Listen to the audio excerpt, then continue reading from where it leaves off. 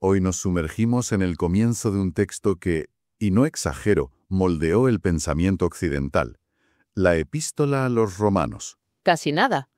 Tenemos sobre la mesa un comentario teológico que desglosa su primer capítulo con un nivel de detalle impresionante. Nuestra misión aquí es entender bien los cimientos que el autor, Pablo, está construyendo. Claro. Porque lo que hacen estas primeras páginas es básicamente preparar el terreno para uno de los argumentos más influyentes de la historia. Vale, vamos a desgranar esto. Es una manera perfecta de plantearlo. Este primer capítulo no es un simple saludo. Es el prólogo y el primer acto de una obra monumental. Se presenta, pero... Se presenta, sí, pero al mismo tiempo está diagnosticando la condición humana de una forma brutalmente honesta.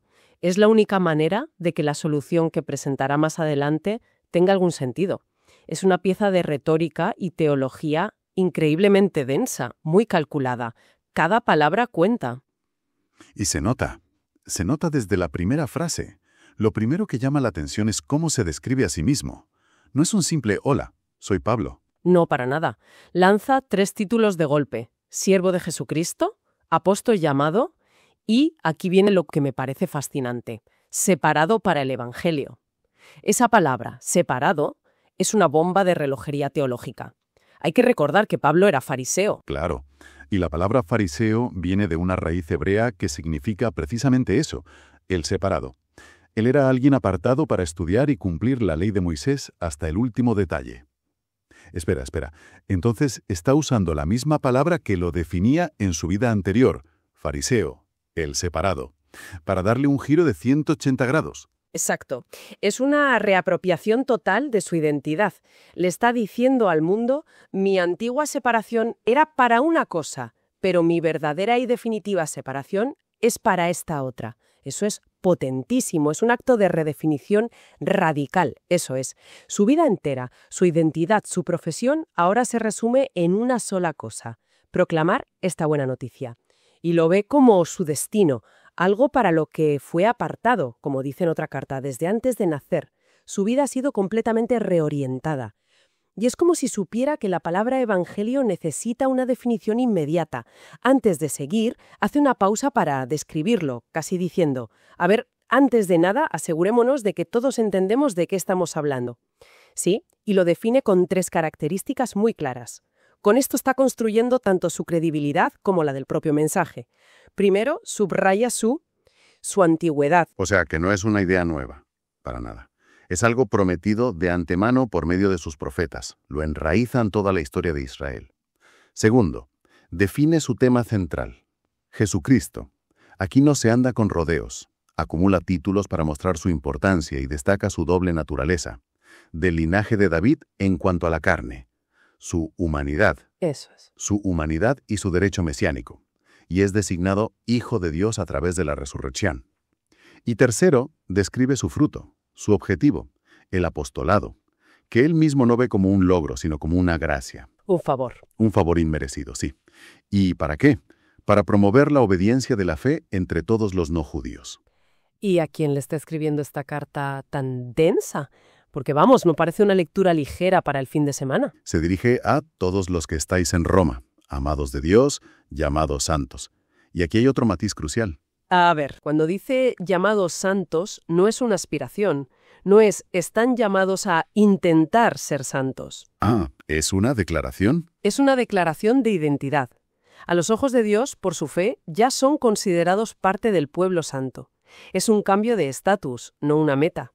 Incluso el saludo, gracia y paz, que podríamos leer como un simple «Hola, ¿qué tal?», aquí parece tener un peso enorme. Mucha gente lo leería así. Pero teológicamente es un resumen de todo el Evangelio en 2 palabras. Gracia, del griego charis, es el favor inmerecido de Dios. Y paz, del hebreo shalom, no es solo ausencia de conflicto. Dios nuestro Padre y del Señor Jesucristo. Es una declaración de principios en el encabezado. Vale, después de esta introducción tan formal, casi legalista, el tono cambia por completo. Se vuelve increíblemente personal. Empieza dando las gracias. Es un cambio de marcha muy deliberado. Da gracias por la fe de los romanos, que al parecer era famosa. Y ojo, esto no es adulación barata. No, es un estímulo genuino. Hay una cita en el comentario que me encanta. Una alabanza sincera, modesta y merecida es el mejor estímulo. Pablo también insiste en que ora por ellos sin cesar y hasta invoca a Dios como testigo. Quiere dejar claro que no es la típica frase de «rezaré por ti». Me llama la atención que sea tan específico. No pide algo genérico como «bendícelos», sino algo muy concreto, tener un próspero viaje para ir a verlos. ¿Por qué era tan crucial para él ese viaje? Esa es una pregunta clave. Y su petición está cargada de una ironía dramática que él no podía conocer. ¿Por qué? Pide un viaje próspero. Y el comentario nos recuerda que, cuando finalmente llegó a Roma años después, fue como prisionero, encadenado, tras sobrevivir a un naufragio terrible. Vaya. Es el clásico «ten cuidado con lo que pides», porque a veces la respuesta llega, pero el camino es de todo menos próspero. Un recordatorio de que los planes humanos y los divinos no siempre coinciden. ¿Y por qué tenía tantas ganas de ir? El texto detalla 3 objetivos. Sí, y revelan mucho sobre él. El primero, la edificación de ellos. Quiere comunicarles algún don espiritual. No va de turismo, va a construir. Exacto. El segundo, y esto es muy humano, es su propio consuelo. Busca el ánimo mutuo.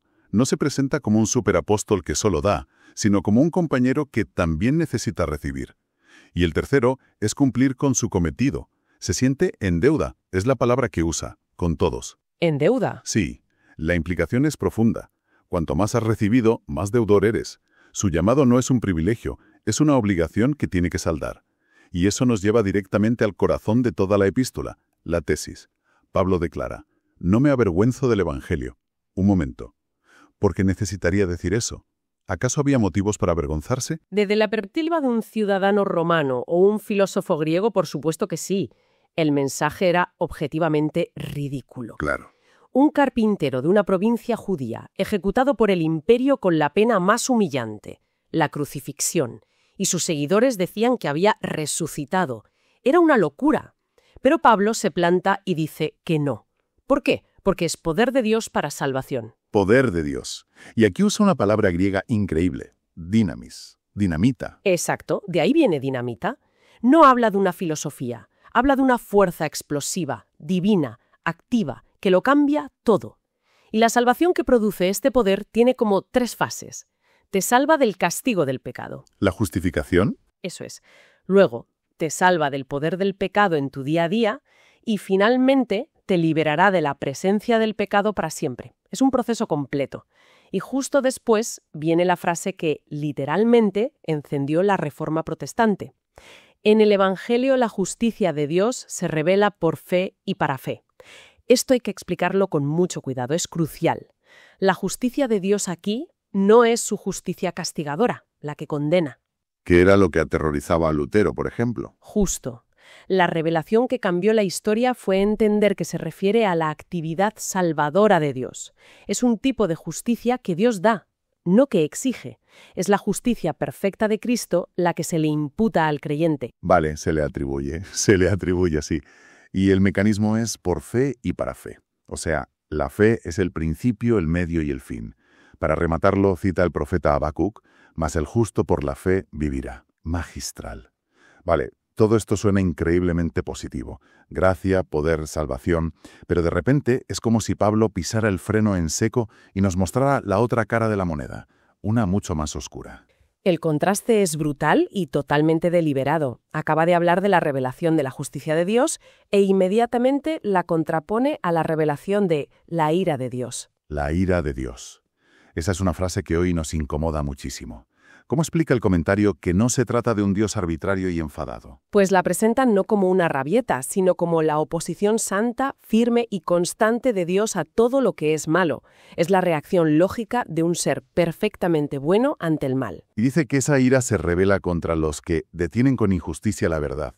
¿Significa que pecan por ignorancia? No, y eso es clave. Pablo es categórico. El problema no es la ignorancia. Es justo lo contrario. La palabra griega implica una supresión activa y voluntaria de una verdad que ya conocen. Están, en plan, tapando la verdad. Eso es. Se sientan sobre ella para que no salga a la luz. Y este es el argumento que establece la necesidad universal del Evangelio. Sin este diagnóstico, el remedio no parece tan urgente. Entonces Pablo está construyendo su caso como un abogado. Ha presentado sus credenciales, su tesis, y ahora va a demostrar el problema universal que solo su evangelio puede resolver. Es una jugada retórica magistral, y argumenta que toda la humanidad es inexcusable. ¿En base a qué? La base es lo que se conoce como la revelación general. El argumento es que no hace falta tener una Biblia para saber ciertas cosas sobre Dios. ¿Cómo es eso? Porque Dios, aunque es invisible, ha hecho que sus atributos, su eterno poder y deidad, sean claramente visibles a través de la creación. La analogía del reloj y el relojero. La clásica, sí. La complejidad y el orden del universo apuntan a un creador. Y este conocimiento es suficiente para que cualquier persona concluya que existe un creador al que se le debe como mínimo honra y gratitud. Pero la historia que él cuenta es que la humanidad en general tomó otro camino. ¿Cuáles fueron las consecuencias de ese rechazo? Un declive progresivo, una espiral descendente. Describe una cadena de causa y efecto. Primero, al rechazar a Dios, se envanecieron en sus razonamientos. Sus pensamientos se volvieron vacíos, fútiles. Su corazón se oscureció. Y luego la arrogancia. Exacto, el segundo paso. Profesando ser sabios, se hicieron necios. Y esa necedad los llevó directos a la idolatría. Cambiaron la gloria de Dios por imágenes de hombres, pájaros, reptiles. Sustituyeron al Creador por lo creado. Y es fácil pensar en estatuas, pero el comentario lo conecta con ídolos modernos, ¿no? La tecnología, el dinero, el estatus.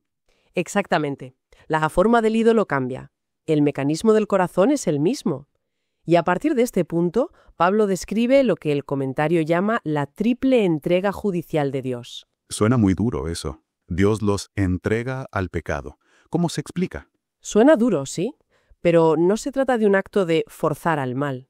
Es más bien un acto de dejarlos a merced del camino que ellos ya han elegido. Como si quitara las vallas de protección. Esa es una buena imagen. Dios retira su gracia restrictiva y permite que la corrupción humana siga su curso natural. Y las tres entregas que describe van increciendo. De acuerdo, vamos a verlas. ¿Cuál es la primera? La primera es que Dios los entregó a la inmundicia en las concupiscencias de sus corazones. El pecado religioso, la idolatría, lleva al pecado moral. La segunda entrega, en los versículos 26 y 27, es más específica. Los entregó a pasiones vergonzosas. Y aquí es donde el texto se vuelve más polémico hoy en día. Totalmente. El texto describe la homosexualidad, tanto femenina como masculina, como una consecuencia de este abandono del orden que el autor considera natural. Y resalta la frase, recibiendo en sí mismos la retribución debida a su extravío, vinculándolo a las consecuencias tanto morales como físicas de esas acciones. Y la tercera entrega parece la más profunda. Los entregó a una mente reprobada. ¿Qué significa eso? Aquí hay un juego de palabras en el griego original que es brillante y aterrador. A ver. El argumento es este. Como ellos no aprobaron tener a Dios en su conocimiento, Dios los entregó a una mente desaprobada, una mente inepta, descalificada, que ya no puede discernir correctamente entre el bien y el mal. El sistema operativo de la conciencia queda dañado. Completamente. Y una mente así, descalificada, ¿qué produce? Porque la lista que sigue es larguísima. Es una lista impresionante y deprimente. 21 vicios. Un catálogo de la desintegración social. Envidia, homicidios, contiendas, avaricia, malicia. Es el retrato de una sociedad que se devora a sí misma desde dentro. El capítulo termina con una nota que parece el punto más bajo de toda esta espiral. El clímax del diagnóstico. Sí, el versículo 32 es el golpe final. Y es aterrador. La maldad alcanza un nuevo nivel, por dos razones. Primero, ellos saben perfectamente que estas prácticas son dignas de muerte. No pecan por ignorancia, pecan en rebeldía consciente. Exacto. Pero lo segundo es aún peor. No solo las hacen, sino que se complacen con los que las practican. Aplauden a los demás por hacerlas. Es como buscar cómplices para que tu propia conciencia no te moleste. Crear un club de fans de la mala conducta para normalizarla. Es exactamente eso. Es una confederación para promover el mal. Se ha llegado al punto de gozarse en el mal por el mal mismo. Y con esa imagen desoladora, Pablo cierra su primer argumento. Entonces, recapitulando, ¿qué significa todo esto? Hemos pasado de la presentación de Pablo y su evangelio a una descripción increíblemente sombría de la condición humana. Es un golpe directo, sin anestesia. Es que tiene que serlo. Si lo vemos en el contexto de toda la carta, este capítulo es el diagnóstico de un cirujano experto. Antes de poder ofrecer el remedio, que será la justificación por la fe, Pablo tiene que demostrar la gravedad y la universalidad de la enfermedad. La conclusión es que nadie se salva por sus propios medios. Nadie. Nadie puede estar bien con Dios por sus propios méritos. Todos están en el mismo barco, y el barco se hunde. El comentario lo cierra con una cita muy potente de Agustín de Hipona: nadie tiene de suyo otra cosa que mentira y pecado. Un pensamiento final para reflexionar. El texto describe una progresión muy clara. El rechazo de una verdad fundamental sobre un creador lleva a un deterioro moral y social. Sí, es una cadena. La pregunta que queda flotando es, en nuestra época, donde tantas verdades fundamentales se cuestionan, ¿de qué maneras podríamos estar viendo patrones similares a los que describe este texto? El intercambio de la verdad por la mentira, la búsqueda de nuevos ídolos en la tecnología o el poder, la redefinición constante de lo que consideramos natural. Es algo en lo que pensar. Con esto concluimos nuestro análisis de hoy. Gracias por acompañarnos.